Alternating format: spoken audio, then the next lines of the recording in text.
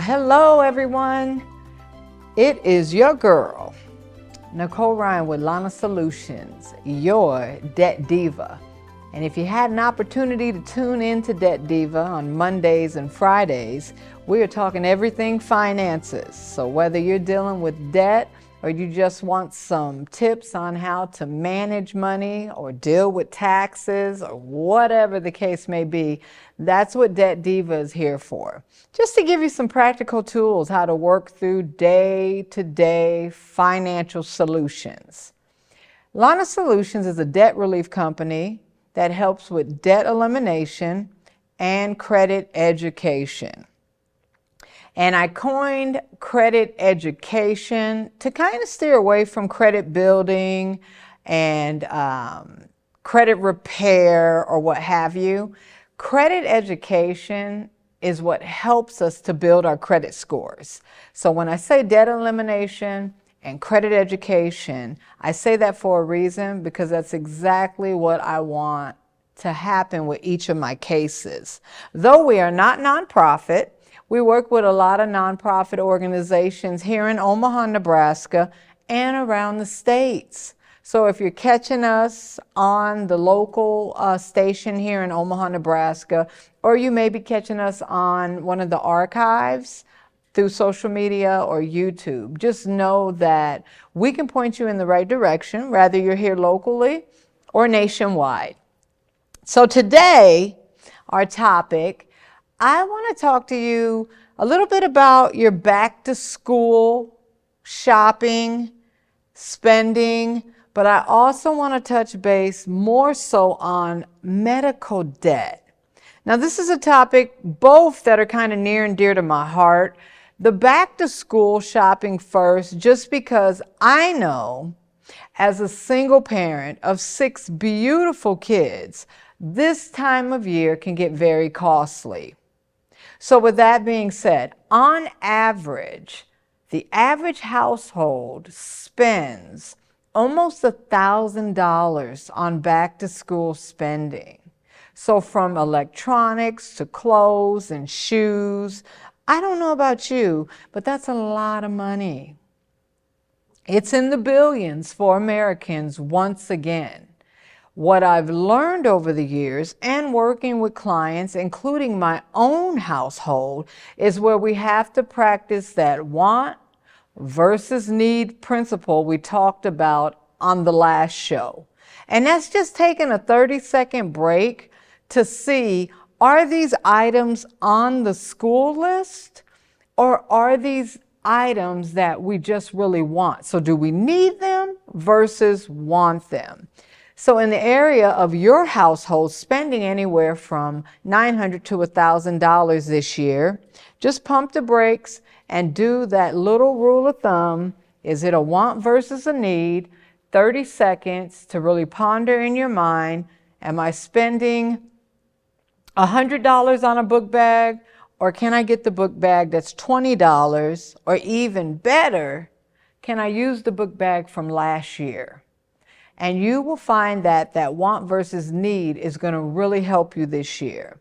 For next year, I do recommend you have a budget. Yes, you can have a budget for everything.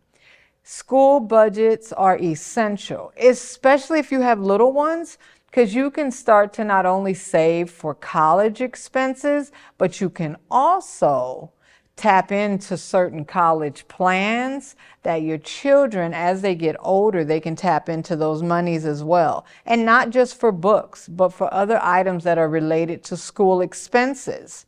So, budget your school shopping so when 2026 rolls around, you'll be ready, not only for the 2026 school expenses, but also for college funding and so much more. I'm not going to stay with the school shopping just because I know I want to really talk to you about medical debt. So I'm going to table the school budget, the school expenses, and the school shopping, and we're going to move over to medical debt, you guys. This is really a subject that is near and dear to my heart because most of the clients I deal with have a ton of medical debt. So if that's you or a loved one, please take notes because there are workarounds when you're dealing with medical debt. I worked in medical collections for a few years and was able to get a lot of privy information that most consumers or patients don't know about. Medical debt is the #1 source of personal debt in the United States, affecting roughly 1 in 5 households. That's a lot, you guys. Hospital financial assistance and charity care programs do exist. Unpaid medical bills no longer should be damaging your credit, but you can still negotiate, reduce, or even have these debts forgiven. Now, these are the topics I want to discuss today. So let's start with medical debt, and if this is a part of your household. If it's affecting your household and you're one of 5, please know that you have answers. What you're going to want to do, though, is communicate this early. So the sooner you can communicate this, the better. And when I say communicate this, when you're going to your doctor's appointments and you're asking them to bill you later and the co-payments are starting to rack up, or you have an emergency procedure done, or your prescription costs are more than you can bear, you have to communicate this early enough so that you can get the answers that you need for the financial assistance that they have available. So you call the hospital or the provider immediately and you ask, #1, we've talked about this on several shows, itemize bills. Look for any errors, and if you can't find any, you still want to circle back and say, hey, billing representative, are there any financial plans available? Chances are they are. Every good hospital or clinic has some type of financial plan. And I only know that because I worked on the other side of the collection side of medical bills. So before the debt goes to collections, talk to the hospital and the provider immediately. You're going to want to negotiate and apply for the aid. So many hospitals offer charity. They do this because most hospitals, and I bet you didn't know this, are owned by a nonprofit. And these nonprofit organizations got into business because of you. They weren't doing it for profit. And if they can get a chance to see your financial hardship, chances are you can negotiate those balance to a lower amount or even have them 100% forgiven. But if you don't reach out to them right away, chances are it's in collections and then it's almost too late. All right? They have income-based discounts. They have payment plans, even after the bills are issued, you guys. So don't think just because you went and you got the bill in the mail, it's too late. No, that is not the case. Reach out to the hospital, ask them for their financial plan. And if you've been denied, but you know you are in a household that's not in a position to pay it back, you just have to fix your case. So when they're asking you for your pay stubs, your tax returns, all your monthly expenses, and they're trying to see if you're a candidate for financial aid, take the time to gather that information and explain the situation. They would rather you give them more information than not enough. That's real important because the people who are looking at your case, they need to see if you truly qualify. And if you don't, that's okay. It just means you qualify for a payment plan. Now that the collection items are being taken off of your report, you still want to respond to the collection notices because they have plans as well where they'll work out a payment arrangement for you. So I guess what I'm trying to say is don't let the medical debt back you up into the wall. Once again, no fear, you guys, nothing to worry about, but you have to be able to work through it. And if this is you, you want to make sure you can get them on the phone. The sooner, the better. Now, dealing with the hospital financial assistance and the care programs that they offer, the tricky thing that I have found are the deadlines. So when you're able to get them on the phone, please stay on top of the people that are promising to send you the packet. Also, find out the web address to go on and get the online packet yourself. Even if they want to mail you a hard copy, most clinics and hospitals have where you can go right online and fill these out. Don't be afraid to ask them what the qualifier checklist is, because they'll be able to let you know sometimes right away if you qualify or not for financial assistance. If you don't qualify for financial assistance, you can then go ahead and set up a payment plan. Either way, you're going to be in a position where you're starting to pay the monies back or negotiate a settlement where you don't have to pay all the money back because the money is not there for whatever reason to pay it back, especially with terminal illnesses like cancer, things that are putting you in a position where it seems like the medical costs just keep going higher and higher. You may be a candidate for Medicaid or some other type of supplemental insurance to cover you because you're not able to keep up with the out-of-pocket expenses. And I know that this can be hard for people that have worked their entire life and they're starting to deplete their retirement funds because they're dealing with ongoing medical expenses, whether it's diabetes and insulin and all the other medical expenses that are out there that you know about. These prescription costs can be hectic on your wallet.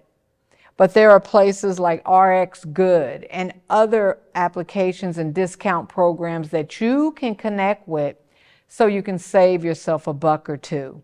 And it might not seem like a lot, but some of those medicines with the right kind of programs and discounts as well, you can save a lot of money. So be sure with the financial assistance that you apply right away. And even if it's after the point that you got billed, still call them and see. I want to say the window is 6 months after the visit, but double check. And even if you're outside the window, try to talk to somebody about a payment plan or working something out. Now, if you are one of the ones that are already in collections and you feel like it's too late, it's still not too late. Just make sure when you get the collector on the phone that they completely understand your financial position. When you're working with collectors, and I've told you this on other segments, you get more bees with honey. Heck, even when I taught my collectors and my AR analysts when they're working with consumers, you get more bees with honey. And you really do. So when you're working with these medical debt collectors, you have to understand that all day they are working with people around, most agencies around the states, with trying to get different customers, patients to pay their bill. So from one phone call to another, pay your bill, pay your bill, pay your bill. Be kind, be considerate, and be honest. That is all you can do. If they do not have a payment plan that will work out for you, let them know you can follow up in 30 days or so instead of just going back and forth. I can't pay my bill, I don't have the money. Pay your bill. I'm sure you can relate to some of these conversations, or you're probably doing what I talked about last week and you're not opening the mail and you're not answering the phone calls. And that's not going to help anyone. So definitely this week for medical debt, you guys, if you're listening to this show, I truly believe you are for a reason. Contact the hospital and clinics. Gather all of your debt. Because what happens when you get medical debt and you don't pay it, and it's on its way to collections, each entity within that hospital has to come after you. You'll get a bill for the x-ray department, you'll get a bill for the labs where the blood was drawn, and you'll get a bill for the actual visit at the hospital. So you'll get like 3 bills and you'll start to be like, whoa, wait a minute, I only had 1 visit. Once it goes into collections, with most hospitals, it's every man for themselves. So then you got 3 different entities now coming after you, and all 3 can go into a different collection agency. So it can get hectic. So if you can get somebody on the phone, we're here in Omaha, Nebraska. So if you can get somebody on the phone at Children's Hospital, Methodist, CHI, Nebraska Medical Center, who, if anybody I'm missing, don't be afraid to talk to their billing department and say, hey, I'm in a rut right now and I need some type of financial assistance. What do you have available? They'll let you know where you're at, how much you owe, and what they can possibly do. And they will take you through a short financial analysis to see what they can work out. If you're not able to pay it at this time, you guys, be honest. When I work with clients, as I have for many, many years, be 100% honest. What are you able to do? And sometimes you don't know. And that's when you can sit down with either Lana Solutions or some of these other consumer credit counseling and debt elimination nonprofits in Omaha, Nebraska, to figure out a budget and how you can work around debt. Debt elimination, especially medical debt, is one of those things with most families. It's just ongoing costs and expenses that you feel like you can't get a hold of. But there are answers, and you may be a candidate for Medicaid, Medicare. They have other clinics like One World that work for your income, and they have scaling costs just based on your income. They have places like Creighton Clinics and Charles Drew have places that will do dental work. And a lot of these places, I want to say they're free, absolutely free. And it's not always top of the line, you know, medical students will get involved, but they have the doctors and the physicians and stuff right with them for a checkup. Some of these checkups you've been paying for, you can probably get for free. So also look into resources if you're someone who has ongoing medical issues where you may need to get with a cheaper hospital or clinic. Someone who can still give you good quality work, but at no cost or at a fraction of the price. So as I get ready to wrap up medical debt, you guys, communicate early. Find out right away if there is a financial aid form or assistance programs you can apply for. Even before you set up the appointment, don't be afraid to do that. You can negotiate and not only apply for aid, but the charity care, the income-based discounts or payment plans, even after the bill, can be issued. When you're dealing with the credit side of it, if it's in collections, you no longer have to worry about medical debt being reported to your credit reports, but you still want to work with these collection agencies, because what I've found in 2025 is that they're starting to push the collection process a lot faster. So what would normally take 90 days to 6 months before they put you in forcible collections, they've been pushing those bills into garnishments and judgments and liens immediately, because they don't have the credit reporting course of action anymore, if that makes sense. So don't be surprised if you're starting to get a summons in the mail now from our courts, you know, here in Douglas County and around the world, you guys, because what's happening is they used to be able to use that credit report and kind of force you to pay it sooner or later.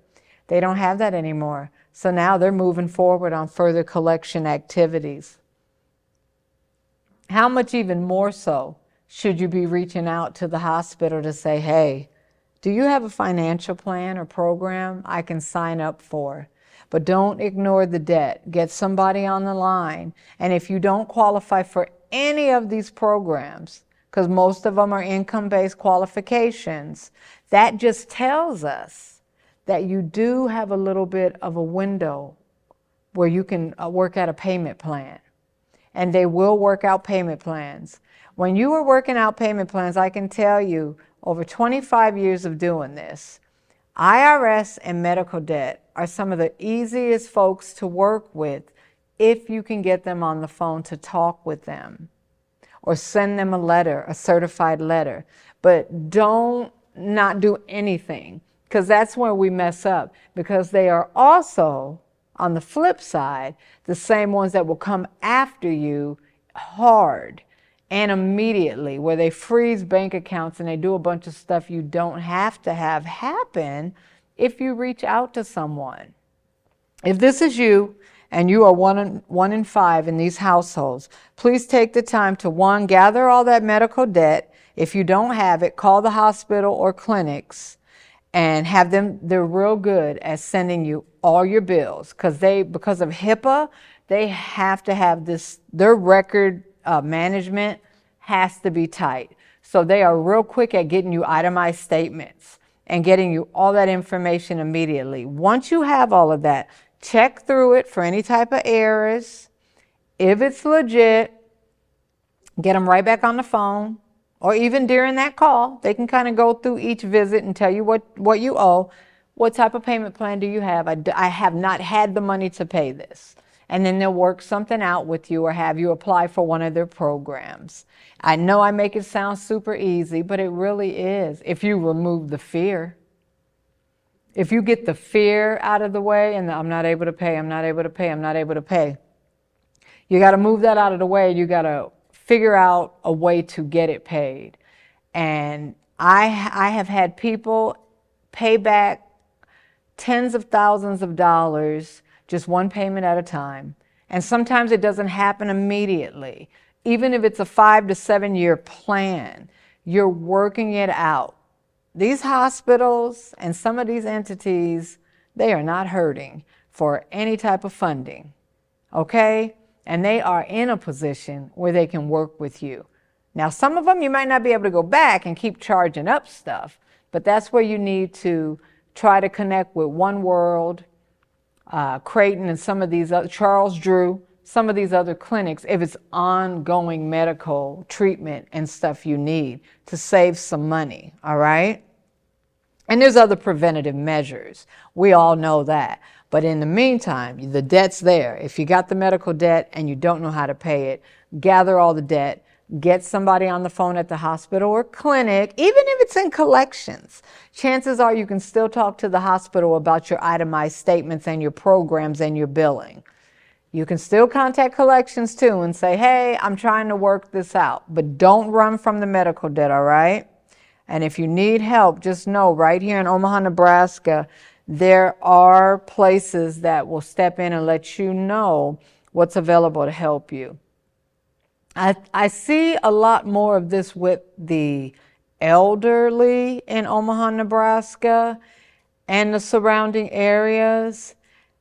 And what happens is they're depleting everything they have to qualify for programs like Medicaid. You can negotiate those debts where you can get them settled, even if you have retirement and pension plans.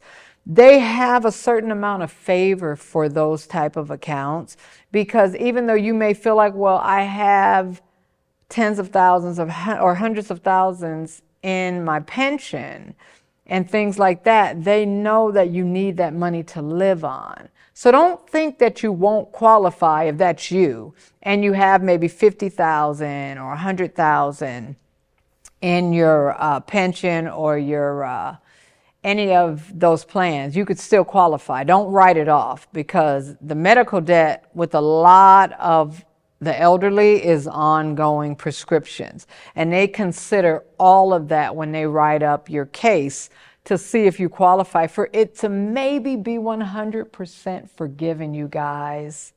And remember, these hospitals are owned by nonprofits. So when it comes to negotiating that debt, they are for the people. So even when the big bad collectors are knocking at your door and they're calling, right? Know that the owner of that account is a nonprofit.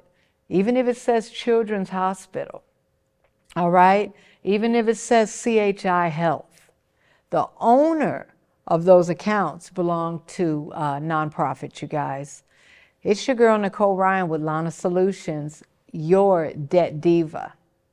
If I could tell you anything, I would tell you to just face the medical debt and work out a plan to get it paid. If it's going to be ongoing medical debt, you got to figure out preventative ways so that it's not as costly for you and your household. And if you mention KPAO, we'll sit and talk with you for free about how you can budget your medical expenses and get those debts eliminated. All right? Until next time, you guys.